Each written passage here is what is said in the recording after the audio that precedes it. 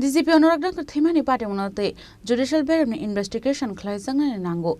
Karakshlo Kashakok to Mandaklai Okong Shaka Kevin Botoni Ozama Chitindra Choduri. Aslokok Sarani Tanga Kevin Bodoni Ozama Chitindra Chodri Shaka Korosa Keroni Naikol Munati. Tongnai Thi Thangmani Party Mung Belaiken Wana Masingsa. Fiaba Kahamke investigation Claisake Hene Hagoton Lukorok Tabuk. CBI no Fano Puitok Rika. Abuni bagai judicial beremni investigation khlaizanani nangohini shaka kebone bodoni ozama Jitendra Chaudhary যে ঘটনাটা ঘটল অত্যন্ত দুঃখজনক মর্মান্তিক এবং ভাষায় প্রকাশ করার মতো না একজন উচ্চ পদস্থ একজন আমলা পুলিশের সর্বাধিনায়ক মহানির্দেশক তিনি তার অফিসে যেভাবে এখন বলা হচ্ছে আত্মহত্যা করেছে অস্বাভাবিক মৃত্যু ত্রিপুরার ইতিহাসে এরকম দ্বিতীয় কোনো ঘটনা নেই হ্যাঁ মানুষ নানা বয়সের এরকম দুঃখজনক ঘটনা হয় কিন্তু পুলিশের একজন ডিজি যিনি এসডিপিওর পদ থেকে পুলিশের একদম নিচুতলা থেকে সর্বোচ্চ স্তরে উঠেছেন এবং সর্বভারতীয় বিভিন্ন গুরুত্বপূর্ণ পদ সামলেছেন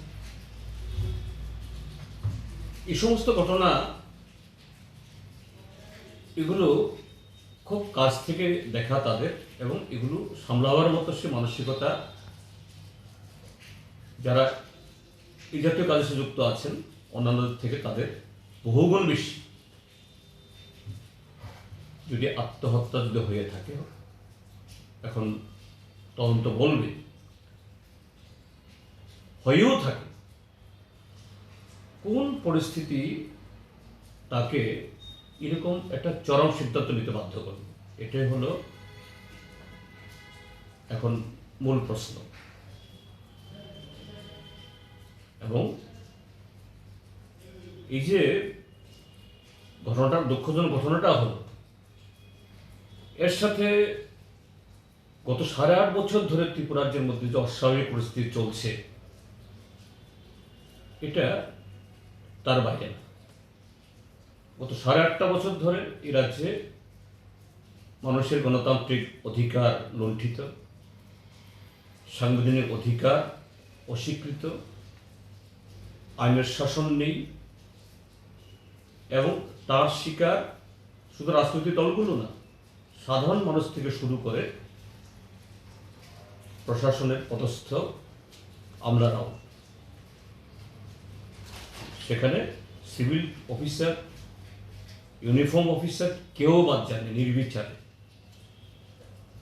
এখন অন্যদের উপরে যখন এরকম আক্রমণ আসে তারা যেভাবে হোক তার এক্সপ্রেশন অর্থাৎ তার প্রতিফলন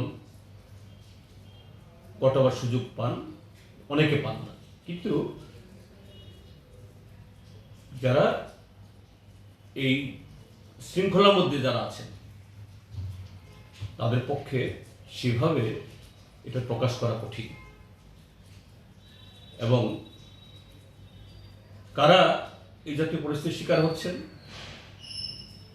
সৎ দক্ষ অন্যায়ের কাছে যারা মাথা নত করেন না তারাই এটা আইএস আইপিএস থেকে একেবারে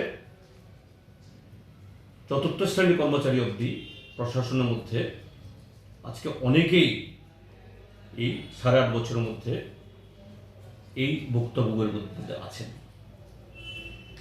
এবং এই সাম্প্রতিককালে কতগুলো ঘটনা ব্যক্তিগতভাবে তার সাথে আমার 2-4টা ঘটনায় কথাবার্তা বলতে হয়েছে চিঠি দিতে হয়েছে আমি অনুভব করতে পেরেছি উনি খুবই ব্যথিত অস্বস্তিকর অবস্থার মধ্যে আছেন এই ঘটনা তারই দেশ কিনা এই প্রশ্নটা এখন নানাভাবে ঘুরপাক খাচ্ছে। এই জন্যই বলবো যে এর যদি সঠিক তদন্ত হয় এবং সঠিক তদন্ত করা উচিত, এবং এটা সাধারণ পুলিশ দিয়ে হবে না। আর ডিজির মৃত্যু সাধারণ পুলিশ কে করবে? সিবিআই দিয়েও হবে না, কারণ সিবিআইও এখন আর আমাদের দেশে বিশ্বাসযোগ্য না। এটা শাসক দলের হাতিয়ারে পরিণত হয়েছে তাদের রাজনৈতিক স্বার্থ সিদ্ধি করার জন্য। এই জন্য আমরা ইতিমধ্যে দাবি তুলেছি যে বিচার বিভাগীয় তদন্ত হোক। এখানে আমাদের ত্রিপুরা হাইকোর্টের সিটিং জাজ এবং তার মধ্যে যদি চিফ জাস্টিস হয়, নিশ্চয়ই এটা তো আর রাজ্য সরকার সে নির্দেশিকা দিতে পারবে না, কারণ তাদের অনুরোধ করতে হবে। রাজ্য সরকার যদি সৎ হন, তারা যদি মনে করেন এই ক্ষেত্রেতে ধনকর সাহেবের মৃত্যুর আসল সত্য রহস্য উন্মোচিত হোক, এটা বলার হিম্মত যদি তারা রাখে, মন্ত্রিসভা থেকে সিদ্ধান্ত গ্রহণ করে হাইকোর্টকে অনুরোধ জানানো হোক। রাজখরা আগলনি সিমি অমিত নিকক ঠুম চিনি খরাং।